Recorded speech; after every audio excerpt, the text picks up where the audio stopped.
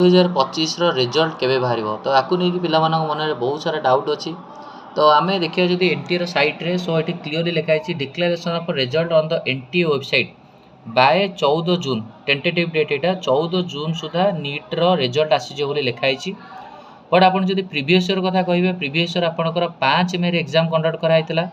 आ date दिखाई 14 जून किंतु result बाहरी गला 4 जून रे तो एथरिक भी आपंकर एग्जाम होती 4 मे रे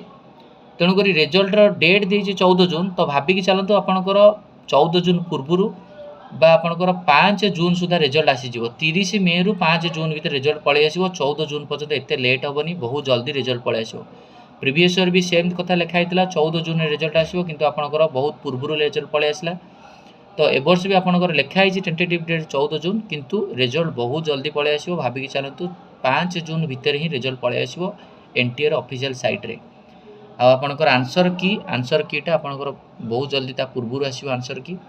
तो निहत समस्त को all the very best thank you.